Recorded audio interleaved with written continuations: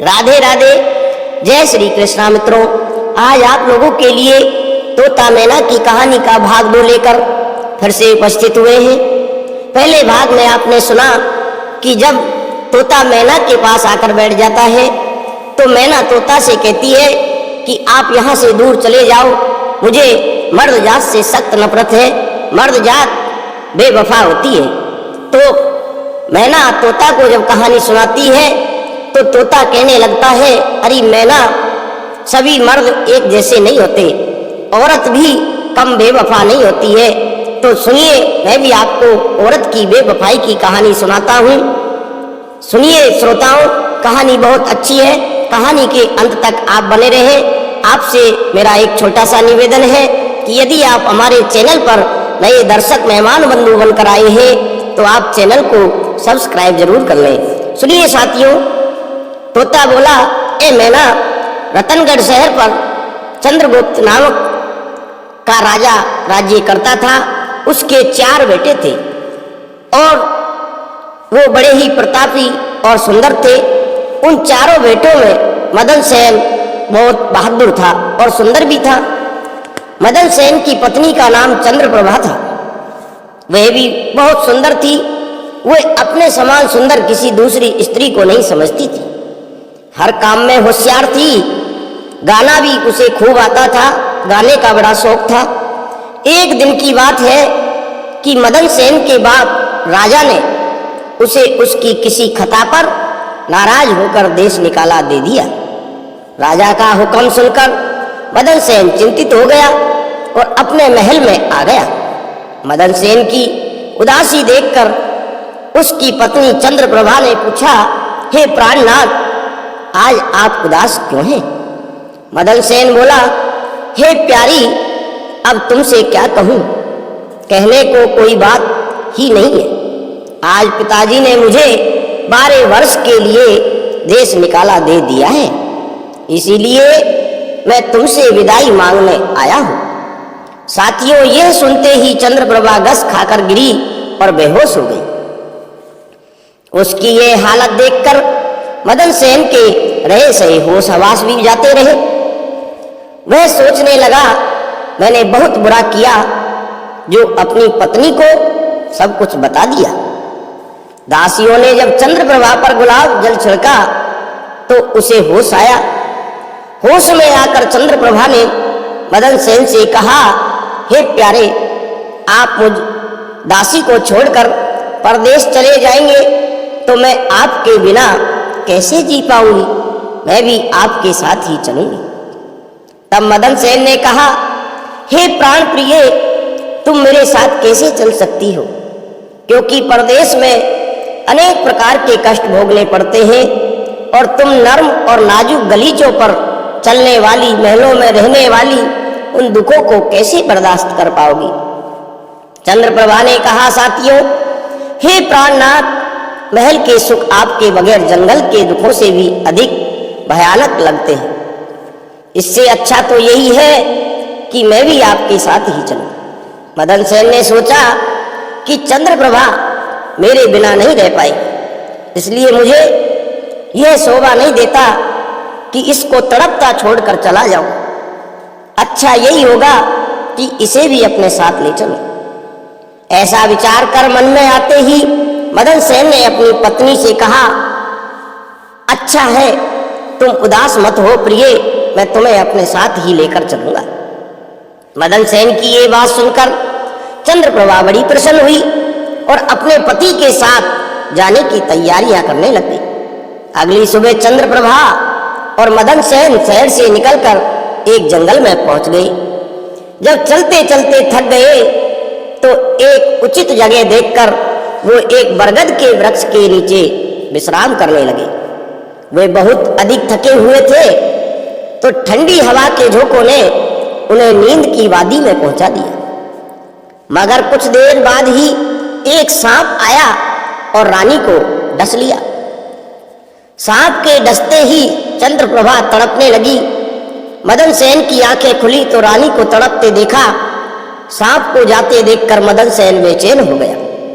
कुछ देर बाद चंद्रप्रभा विष के प्रभाव से ही मर गई। मृत चंद्रप्रभा को देखकर मदन सेन ऊंचे स्वर में विलाप करने लगा और उसका रोना धोना सुनकर जंगल के जीव जंतु भी गुर्राने लगे। मदन सेन ने मन में सोचा कि जब जीवन संगनी ही मर गई तो अब मैं जीकर क्या करूंगा, इसी जंगल में प्राण त्याग दूंगा। ये मन में विचार कर वो रानी की लाश के पास से उठा और जंगल से लकड़ियां बीनकर इकट्ठा करने लगा। वह रो रो कर कहता जाता था, रानी की चिता में मैं भी जल जाऊंगा, रानी की चिता में मैं भी जल जाऊंगा। संयोग बस ऐसा हुआ साथियों, शिव पार्वती पृथ्वीलोक का भ्रमण करते हुए उसी जंगल में आ पहुंचे। पार्वती ने जब मदन सेन के रोने की आवाज सुनी तो उन्हें बड़ी दया आई। उन्होंने शिव जी से कहा, हे प्रभु, कोई मानव हृदय विदारक स्वर में रो रहा है और उसके रोने से मेरा हृदय कांप रहा है। आप मुझ पर दया करके उसका दुख दूर कीजिए।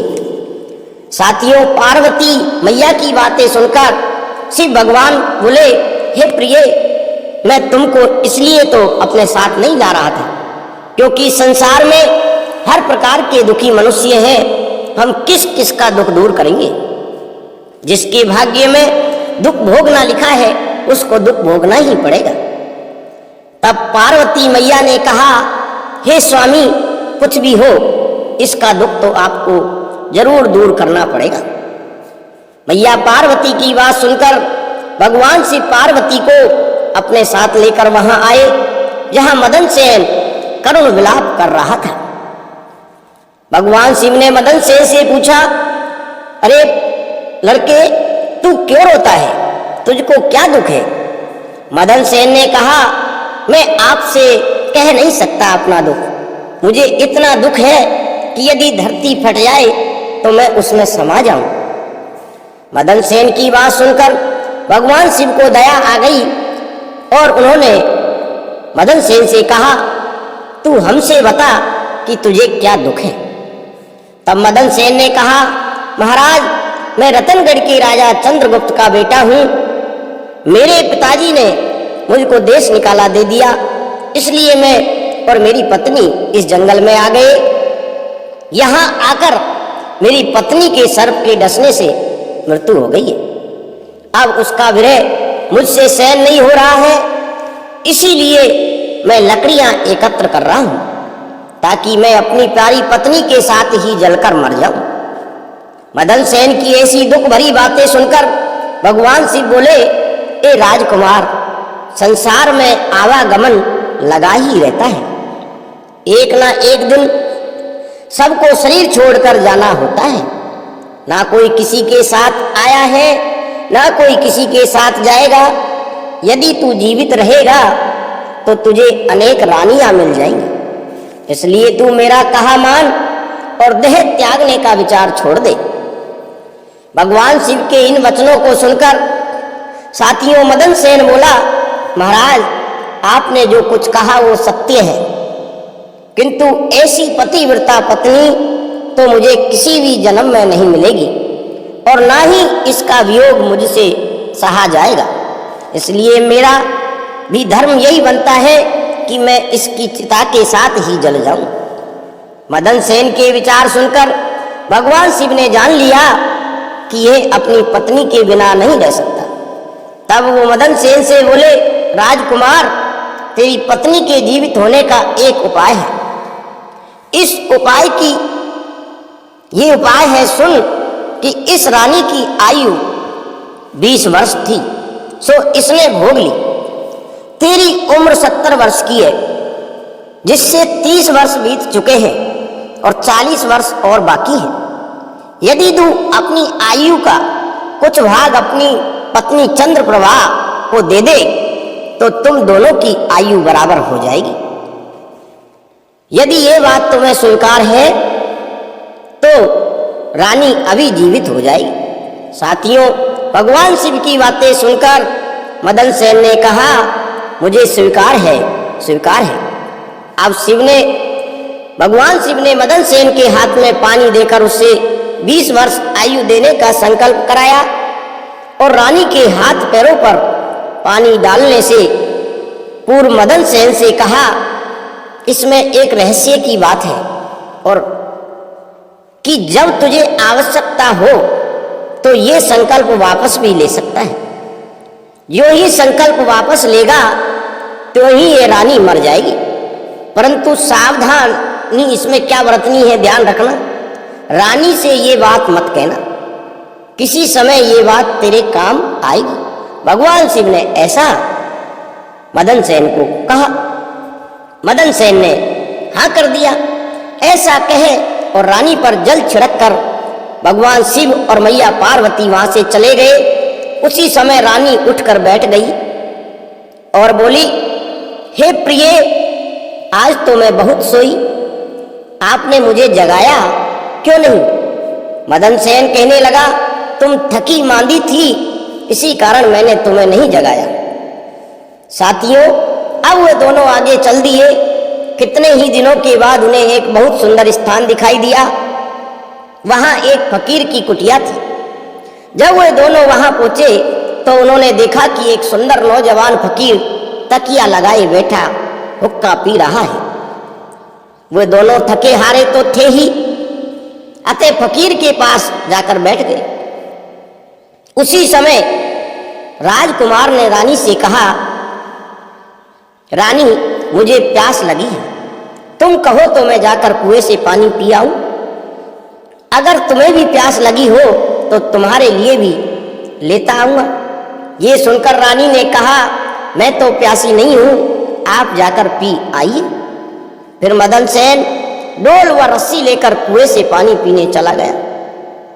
उधर मदन सेन पानी पीने गया, इधर चंद्रप्रभा और फकीर की निगाहें चार हो गई। वे फकीर से बोली, फकीर साहब, आप तो यहाँ बड़े ऐश में रहते हो, बड़े मौज से रहते हो। फकीर बोला, तुम भी यहाँ रहो और ऐश करो। चंद्रप्रभा कहने लगी, फकीर साहब, आपके साथ रहने को दिल तो कर रहा है, मगर मेरा पति मेरे साथ है, इसलिए मैं आपके साथ किस प्रकार रह सकती हूँ। साथियों, फकीर ने कहा, किसी तरह अपने पति को कुएं में धकेल दो, फिर हम ऐश मौज किया करेंगे। फकीर की बातें सुनकर चंद्रप्रभा ने कहा, अच्छा, मैं ऐसा ही करूंगी। तभी मदन सेन पानी पीकर रानी के पास आ जाता है तो रानी कहने लगी कि मैं भी प्यासी हूं, मुझे भी पानी पिला लाओ। तब मदन सेन ने कहा, मैंने तुमसे पहले ही पूछा था चंद्रप्रभा, तब तुमने मना कर दिया। खैर कोई बात नहीं, अगर तुमको प्यास लगी है तो मैं अभी पानी लेकर आता हूं। जब मदन सेन पानी लाने चलने लगा तो रानी कहने लगी, मैं भी तुम्हारे साथ चलती हूँ। फिर वे भी उसके साथ चल पड़ी। बेचारा मदन सेन तो उसके प्रेम में पागल हुआ पड़ा था। उसे नहीं मालूम था कि ये प्राण लेने चल रही है। सच है कि स्त्रियों के चरित्र को देवता भी नहीं जान सकते, जो मनुष्य तो क्या जानेगा। उनके जाल में तो अच्छे अच्छे होशियार इंसान भी फंस कर रह जाते हैं। तोता बोला, ए मैना सुन। जब मदन सेन कुएं पर जाकर डोल भरने लगा तो रानी ने पीछे से उसे धक्का देकर कुएं में गिरा दिया और खुद उस फकीर के पास आ गई। वह फकीर रानी को लेकर वहां से चला गया और दोनों बड़े शहर में जाकर आनंद से रहने लगे। उस फकीर ने चंद्रप्रभा को थोड़े ही दिनों में ऐसा नाचना गाना सिखाया कि उसके सामने नाचने वाली कोई नृत्यांगना उस शहर में दूसरी नहीं थी। वह सारे नगर में प्रसिद्ध हो गई। इस प्रकार रानी के नाचने गाने के कारण वह फकीर लाखों रुपयों का मालिक हो गया। रानी उस फकीर के साथ बड़े ऐशो आराम से रहने लगी। तोते ने कहा, ए मैना सुन, अब तू मदन सेन का हाल सुन। जिस समय रानी ने मदन सेन को कुएं में धकेला था, देव योग से एक जंजीर जो कुएं में लटकी हुई थी उसके हाथ में आ गई। कहते हैं, जिसको राखे साइया मार सके ना कोई, बाल ना बाका कर सके जग बैरी क्यों ना हो। मदन सेन उसको पकड़कर कुएं में लटक गया और ईश्वर को याद करके सोचने लगा कि मैंने रानी को जीवन दान दिया और रानी ने मेरे साथ ये विश्वासघात किया, क्या यही मेरे प्यार की सजा है? उसी दिन बंजारों का एक काफिला उस स्थान पर आकर ठहरा। एक बंजारा डोल और रस्सी लेकर कुएं पर पानी भरने आया।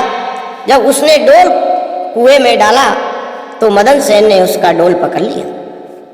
तब उस बंजारे ने पूछा, कुएं में कौन है? मदन सेन ने कहा, भाई मैं आफत का मारा एक इंसान हूँ, ईश्वर के लिए मुझको बाहर निकालकर मेरी जान बचाओ, मुझ पर दया करो। ये सुनकर बंजारे को दया आ गई और उसने मदन सेन को कुएं से निकाल लिया और पूछा, हे भाई तुम कौन हो? इस कुएं में कैसे गिरे? तो मुझे अपना हाल बताओ। मदन सेन ने कहा, मैं रतनगढ़ का राजकुमार हूँ, मेरे पिता ने मुझे देश निकाला दे दिया था, तो मैं अपनी प्यारी पत्नी को लेकर एक जंगल में जा पहुंचा और मैं और मेरी पत्नी एक दूसरे को बहुत प्रेम करते थे। जंगल में एक सांप ने मेरी पत्नी को काटा, जिससे उसकी मृत्यु हो गई। जब मैं विलाप कर रहा था तो शिव और पार्वती ने मुझ पर दया की और मेरी आयु के आधे वर्ष मेरी पत्नी को देकर उसे जीवित कर दिया। अब हम जंगल से आगे चल पड़े। कुछ दिनों के बाद इस जंगल में पहुंचे और यहाँ एक फकीर का डेरा था और मुझे प्यास लगी थी, तो मैं पानी पीने चला आया। जब वापस गया तो मेरी पत्नी ने कहा कि मुझे भी प्यास लगी है, पानी पिला लाओ। फिर वो भी मेरे साथ कुएं पर आ गई। जब मैं कुएं से पानी निकाल रहा था तो उसने मुझे पीछे से धक्का दे दिया। संयोगवश एक जंजीर जो कुएं में लटक रही थी वो मेरे हाथ में आ गई, जिससे मैं कुएं में डूबने से बच गया। जब तुम आए तो मैंने आवाज दी, जिसे सुनकर तुमने मुझे कुएं से निकाल लिया। अपनी व्यथा सुनाकर मदन सेन चुप हो गया। बंजारा उसकी नेकी और रानी की करतूत सुनकर अफसोस करते हुए कहने लगा, त्रिया चरित्र नहीं जाने कोई, कसम मार के शक्ति हुई। ये सुनकर बंजारे ने मदन सेन को सीने से लगा लिया और बोला, तुम किसी प्रकार की कोई चिंता मत करो, भगवान बड़ा दयालु है, वह सब भला करेगा। ये कहकर उसने मदन सेन से उन्हें कहा, अगर चाहो तो तुम हमारे लश्कर में हमारे साथ रह सकते हो। मदन सेन ने उसके साथ रहना स्वीकार कर लिया। अब बेचारा अकेला जाता भी तो कहाँ जाता। संयोगवश बंजारों का वो लश्कर कुछ दिनों के बाद उसी शहर में जा पहुंचा, जिसमें रानी चंद्रप्रभा फकीर के साथ रह रही थी। उस शहर को देखकर मदन सेन ने बंजारे से कहा, भाई मेरी इच्छा कुछ दिन इस शहर में रहने की है, यदि आपकी आज्ञा हो तो कुछ दिन मैं इस शहर में बिता लूं। मदन सेन की बात सुनकर बंजारा बोला, तुम्हारी जैसी मर्जी हो, मुझे कोई आपत्ति नहीं है। मदन सेन बंजारे से विदा लेकर शहर में आया और वो किसी काम की तलाश में घूमने लगा। कुछ दिनों बाद उसकी मेहनत रंग लाई। उसे एक बड़े व्यापारी के यहाँ नौकरी मिल गई। वह व्यापारी के यहाँ रहने लगा और बड़ी लगन और परिश्रम से अपने कर्तव्य का निर्वाह करने लगा। उस व्यापारी ने मदन सेन को बड़ा मान सम्मान दिया और उसे अपने यहाँ का मुनीम बना लिया। अब मदन सेन के दिन चैन से गुजरने लगे। एक दिन उस नगर के राजा के यहाँ चंद्रप्रभा के नृत्य का आयोजन किया गया। राजा ने उस शहर के तमाम बड़े बड़े व्यापारियों और सेठ साहूकारों को अपने यहाँ इस नृत्य का अवलोकन करने को निमंत्रण दिया। जिस दिन चंद्रप्रभा का नृत्य था, शहर के सब व्यापारी सेठ साहूकार राजा के यहाँ पहुंचे। मदन सेन ने भी रानी की नृत्य और गायन की बड़ी तारीफ सुन रखी थी। उसने अपने मन में सोचा कि इस नर्तकी का नृत्य अवश्य देखना चाहिए। ये सोचकर मदन सेन भी राजा के यहाँ जा पहुंचा। रानी साज श्रृंगार करके नृत्य करने के लिए खड़ी हो गई। उस समय वो अप्सरा के समान सुंदर दिख रही थी। मदन सेन अपने मालिक के पास बैठा था। रानी ने नृत्य शुरू किया और एक ठुमरी उसने उस महफिल में गाई और कहने लगी, निर्देई श्याम ने फोर दई पन घट पे मोरी गागरिया, निर्देई श्याम ने फोर दई पन घट पे मोरी गागरिया, कैसे करूं कित जाऊं भरन्ना दे मोए गागरिया। जब नीर भरन घर से निकली एक काग बोल गयो डागरिया, दहीने दही जार बिलाव गई, बाएं कर छेकन गागरिया। निर्देई श्याम ने फोड़ दही पनघट पे मोरी गागरिया। संग की सब सखी निकस गई, सब गुण पूरी आगरिया। मोही जान अकेली घेर लई, सिर बांधे टेढ़ी पागरिया। साथियों, चंद्रप्रभा ने ऐसे कई राग बड़े ही सुंदर ढंग से अपनी सुरीली आवाज में गाए। उसे सुनकर महफिल के सब लोग वाह वाह करने लगे। राजा से लेकर प्रजा तक सबने उसे ढेरों इनाम दिए।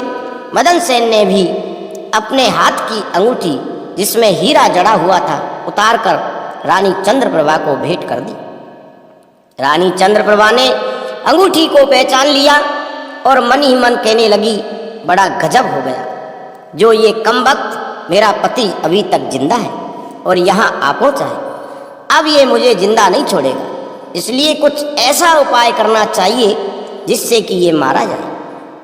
फिर उसने अपने दिल से मैं उपाय सोचा, इससे बेहतर और कोई उपाय नहीं हो सकता कि एक तड़पती कड़कती रागनी गाऊं और राजा को रिझाऊं। फिर जब राजा खुश हो जाए तो राजा से इसे मरवाने की आज्ञा का वचन ले लूं। ये बात अपने मन में सोचकर रानी चंद्रप्रभा ने लचकती हुई रागनी गानी शुरू की। और रागनी क्या गाई? मदमाती कोयलिया डार डार, मुरे अंगना में बोलत बार बार। विरह के मन में पड़ी जोर जोर, दई मोर करत शोर शोर। मैं तड़प तड़प करत हूँ जोर जोर, मोर द्रगन बहुत है जल की धार। मदमाती कोयलिया। राजा की इस चंद्रप्रभा की इस बसंत की बहार को सुनकर राजा बहुत खुश हुआ। वह चंद्रप्रभा से बोला, हम तुझसे बहुत प्रसन्न हैं, बोल क्या मांगती है, जो मांगेगी तुझे मिलेगा। चंद्रप्रभा ने कहा, यदि आप मुझ पर प्रसन्न हैं तो पहले वचन दीजिए कि मैं जो मांगूंगी आप मुझे देंगे। चंद्रप्रभा की बात सुनकर राजा ने उसे वचन दे दिया। तब चंद्रप्रभा ने राजा से कहा, आप इस सभा में मेरा चोर है। आपकी जो ये सभा लग रही है इसमें मेरा एक चोर है, उसको आप इसी समय मरवा दीजिए।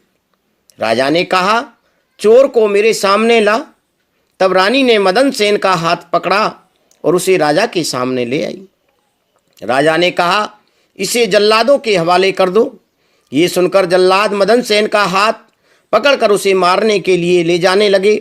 उसी समय मदन सेन का मालिक व्यापारी घबराकर मदन सेन के पास आया और उससे पूछा, तूने इस नर्तकी का क्या चुराया है जिसकी वजह से यह तुझे मरवाना चाहती है?